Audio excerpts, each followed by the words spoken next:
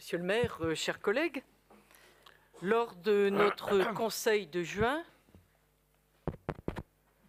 nous avions dû examiner 90 rapports venant s'ajouter aux 105 rapports de la métropole le jour suivant. J'avais souhaité, au nom du groupe Brest C'est Vous, une meilleure organisation de nos travaux et je vous donne acte, monsieur le maire, que l'ordre du jour qui nous est aujourd'hui proposé est plus digeste.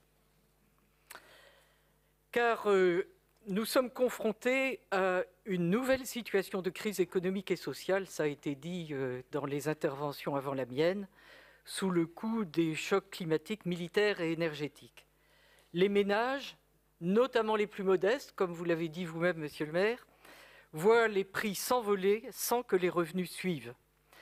Beaucoup d'entreprises subissent des perturbations dans leurs approvisionnements et leurs fournitures, notamment énergétiques, avec des implications parfois lourdes sur leurs conditions et leurs coûts de production. Les collectivités publiques n'y échappent pas dans un contexte de finances publiques fortement dégradé. La semaine dernière s'est tenu le carrefour des communes du Finistère. Entre autres interventions, j'ai relevé celle de Pierre Breteau, nouveau président de l'Association des maires et président d'EPCI de Bretagne. Commentant l'impact de cette conjoncture sur les collectivités, il a souligné que la principale mission des communes consistait à gérer du patrimoine. C'est lui qui le dit. Bien entendu, ce patrimoine est au service d'actions publiques. Les écoles pour l'éducation, les gymnases ou les piscines pour le sport, les équipements de quartier pour l'éducation populaire et les activités sociales, sans oublier évidemment les locaux administratifs dans leurs implantations de proximité au service des populations, car bien sûr, on ne peut pas tout faire par des plateformes Internet. Nous appelons depuis le début du précédent mandat à une connaissance fine et partagée des biens dont nous avons la responsabilité. Vos services, monsieur le maire, nous avez présenté lors d'une commission plénière thématique le 19 février 2021 un PowerPoint en 22 diapositives intitulé « Inventaire du patrimoine immobilier bâti de la ville de Brest ». On y apprenait que ce patrimoine consiste en 728 biens sur 450 sites représentant 434 694 mètres carrés. Pour l'exercice de ces missions, qui concernent bien entendu les Brestois aussi, la métropole dispose quant à elle, je l'avais rappelé en conseil de métropole, de 465 biens sur 272 sites pour 467 943 mètres carrés. Alors, s'agissant de la ville de Brest, cette présentation nous permettait déjà, donc en février 2021, d'avoir une vue d'ensemble des grandes catégories d'affectation. Et l'on peut voir qu'au premier rang viennent les écoles avec 113 000 m², représentant donc environ le quart des surfaces, puis les équipements de quartier, les équipements sportifs, sans oublier les sites culturels et les bureaux administratifs. La présentation comportait aussi quelques indications sur l'état technique des biens, l'entretien et la maintenance. Les données concernant les consommations et dépenses énergétiques remontaient à 2018. C'était 18 gigawattheures, qui représentait une facture de l'ordre de 1,7 million d'euros par an, ce qui correspondrait, nous indiquait-on, à la consommation de 1200 maisons individuelles. Et je le rappelais l'autre jour à la métropole, c'était l'équivalent de 1800 maisons individuelles. Alors nous avons évoqué le sujet en commission la semaine dernière et nous avons pu être informés du travail entrepris depuis lors sous l'impulsion de la mission de stratégie immobilière. Ainsi, nous a-t-on dit, le schéma directeur immobilier du pôle de développement culturel, éducatif et sportif, qui regroupe 3 des 9 schémas directeurs qui étaient annoncés en février 2021, serait, nous avait-on dit en commission, bien avancé.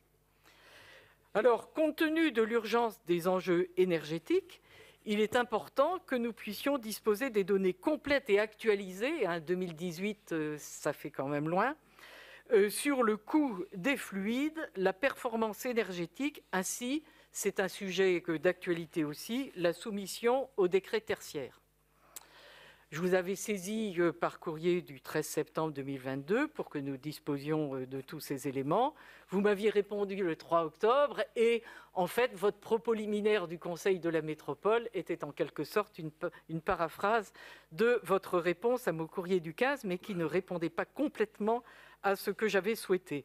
Nous avons demandé, sans attendre votre plan d'action très ambitieux, puisque vous l'avez encore rappelé, un point sur l'exécution du plan de mandat et de la programmation pluriannuelle des investissements à la lumière de ces chocs qui viennent perturber ces plans et que vous nous présentiez des scénarios permettant une gestion soutenable de la collectivité. Cette demande pour la métropole, ça vaut aussi pour la ville de Brest. Alors vous nous avez annoncé une COP locale, c'est très bien, c'est aussi un élément à prévoir, mais pour nos propres dépenses énergétiques, pour nos propres investissements, pour notre propre fonctionnement, c'est quelque chose de très important.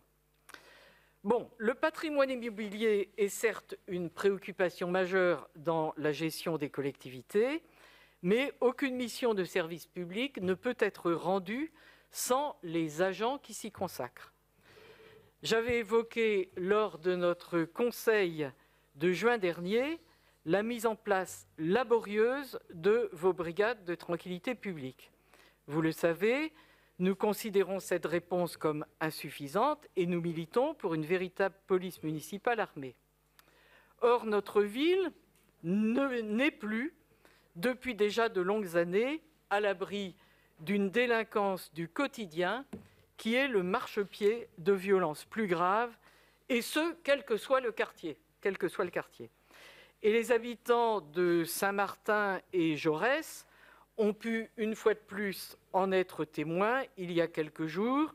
La nuit, ce sont les tirs de mortier, et le dimanche matin, de véritables combats de rue au prétexte du beau sport footballistique. Vous l'avez évoqué à l'instant, monsieur le maire. Je suis responsable. Et je ne suis pas sûr, monsieur le maire, je vois que j'ai le privilège, toute seule, d'être interrompue. Je ne suis pas sûr que vous soyez responsable de l'avortement en Pologne. Cependant, vous n'avez pas réagi aux propos de la collègue. Voilà. Donc j'évoque ce que je veux évoquer et qui n'est pas inscrit à l'ordre du jour dans les points suivants. Voilà. Je n'ai rien dit, Madame Malgorn. J'ai plus le droit de faire... Enfin, c'est incroyable. Dans quel monde on vit, là? Allez, allez-y. Vous m'avez interrompu. Non, je ne vous ai pas interrompu. Ah bon, écoutez, j'ai des voix, n'est-ce pas? Comme ma sainte patronne. Voilà. N'importe quoi. Allez. Mais c'est pas Sainte Marguerite, c'est c'est François Cuyandre. Voilà. Bon. Donc je disais que la nuit, on parle du quartier Saint-Martin-Jaurès, je ne parle pas d'autres quartiers, la nuit des tirs de mortier et le dimanche matin de véritables combats de rue au prétexte du beau sport footballistique. Et j'indiquais simplement que vous l'aviez vous-même évoqué dans votre propos introductif pour vilipender à juste titre ces dérives. Voilà. Alors, la lutte contre la délinquance violente relève de la police nationale, mais c'est par une action permanente des agents municipaux de voie publique, l'ensemble de ces agents, que la prévention et la dissuasion s'exercent avec le maximum d'efficacité. Ces personnels, toutes ces catégories de personnel, des agents de propreté jusqu'aux ASVP, eh bien, ils sont déjà pris à partie par des usagers, voire deviennent des cibles de violence. Alors, le statut des agents de cette brigade n'est pas en phase avec les objectifs que vous en attendez.